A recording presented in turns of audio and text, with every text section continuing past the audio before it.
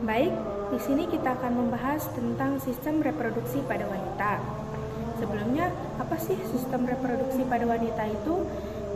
Jadi, sistem reproduksi pada wanita yaitu sistem biologis yang terdiri dari otot-otot, jaringan-jaringan, dan organ-organ yang digunakan untuk bereproduksi atau berkembang biak pada perempuan.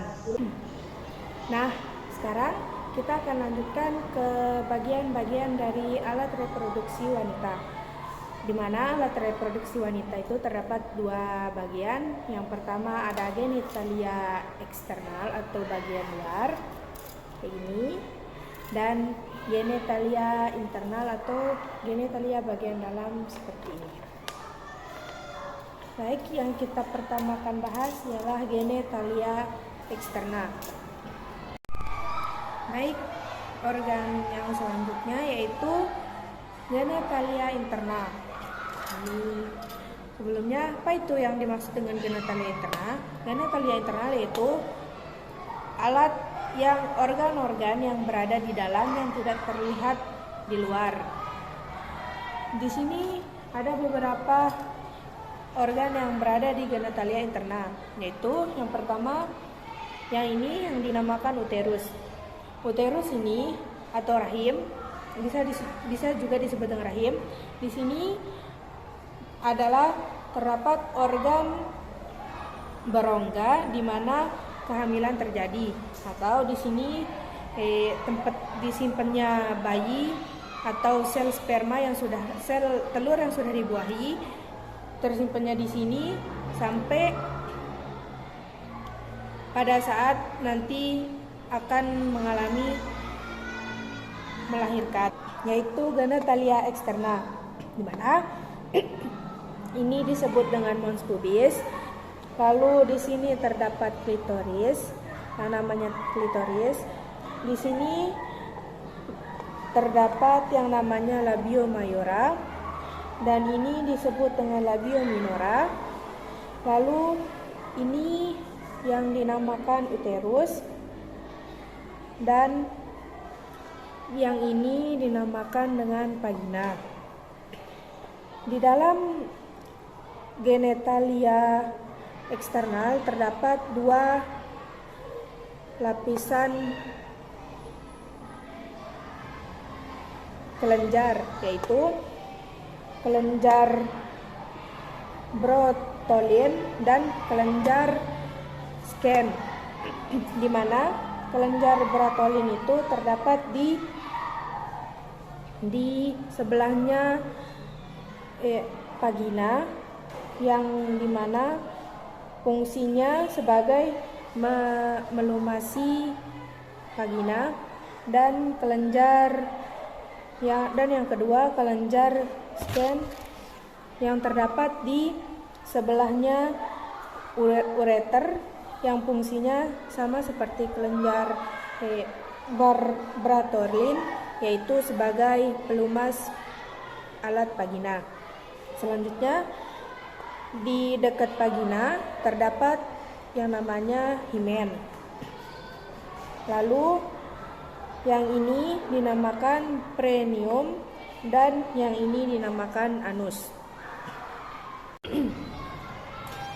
Lalu yang kedua di sini yang dinamakan dengan ovarium, di mana ovarium ini tempat di mana sel telur dan sel sperma dibuahi, atau bisa juga dibilang di ovarium ini terjadi pembuahan sel telur, dan di ovarium juga terdapat hormon estrogen dan hormon progesteron.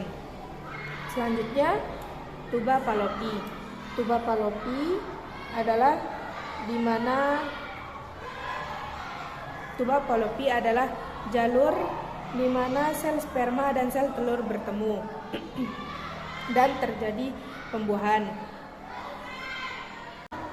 Nah, selanjutnya di sini ada serviks, di mana di serviks ini tempat terbentuknya selaput lendir, di mana fungsinya ialah untuk membantu sperma menuju ke uterus.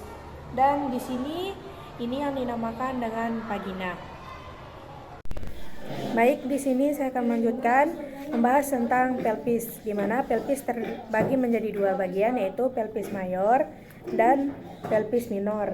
Di mana pelvis mayor bisa disebut juga dengan pars pelvis, letaknya di atas linea terminalis dan fungsinya sebagai alat penyokong organ-organ abdomen.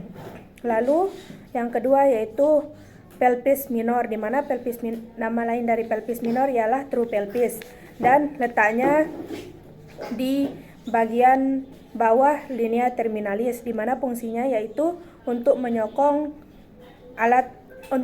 organ-organ reproduksi. Tulang panggul terbagi menjadi 4 bagian, yaitu 2 tulang os coccyx, 1 tulang os sacrum, dan 1 tulang oxygis. Lalu di tulang os coccyx terbagi menjadi 3 bagian lagi, yaitu ilium, ischium, dan pubis.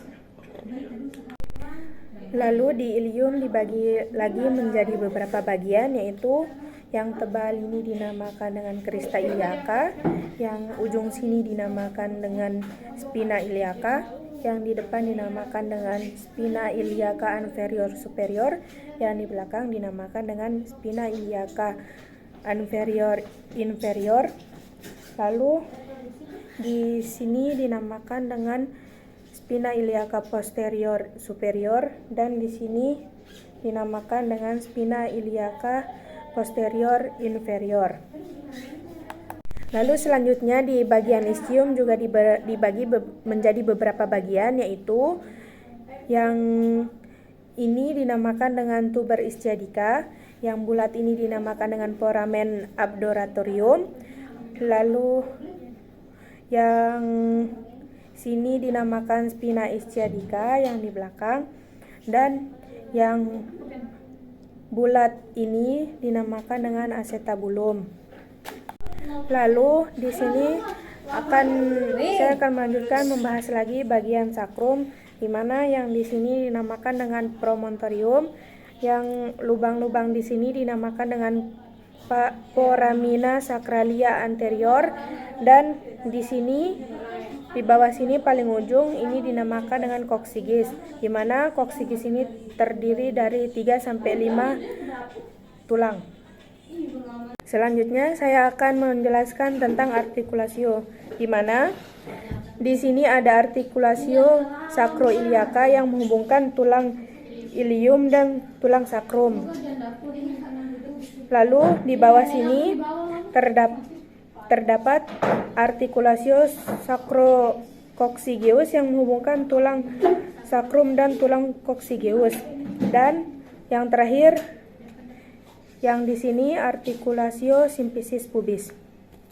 Sekarang selanjutnya kita akan membahas tentang ligamentum, di mana ligamentum dibagi menjadi beberapa bagian, yaitu yang pertama ligamentum sacroiliaca, di mana posisi ligamentum sacroiliaca itu berada di permukaan belakang sakrum menuju ke tulang ilium. Lalu yang kedua yaitu ligamentum sacrospinosum, letaknya di tulang sakrum menuju ke spina ischiadica. Lalu selanjutnya ada namanya ligamentum sacrotuberosum, di mana letaknya di tulang sakrum menuju ke osis ischiadica. Selanjutnya yaitu ligamentum pubica, di mana letak ligamentum pubica ini ialah di depan tulang kokse kanan dan kiri. Di mana di sini terdapat beberapa otot atau muskulus yang dinamakan, ada musculus sphincter ani externum, lalu ada musculus bulbocavernosus, lalu ada musculus perinea transversus superficialis. Lalu ada juga yang dinamakan otot yang melingkari vagina bagian tengah dan anus, di mana namanya ialah ada musculus iliococcygeus, musculus ischiococcygeus, lalu musculus perinea transversus profundus, lalu ada yang namanya musculus coccygeus. Baik, di sini kita akan melanjutkan membahas tentang ukuran-ukuran panggul, di mana di sini ukuran panggul yang pertama yang dinamakan yang seperti ini, yang setengah lingkaran dinamakan ginokoid, yang seperti jantung dinamakan android, yang kedua, yang ketiga dinamakan antropoid, dan yang terakhir dinamakan platypeloid. Baik, di sini kita akan melanjutkan membahasnya dengan satu persatu, di mana yang pertama yaitu ginekoid. Ginekoid ini banyak terdapat pada wanita, di mana 41% wanita memiliki bentuk panggul seperti ginekoid. Aditusnya bulat,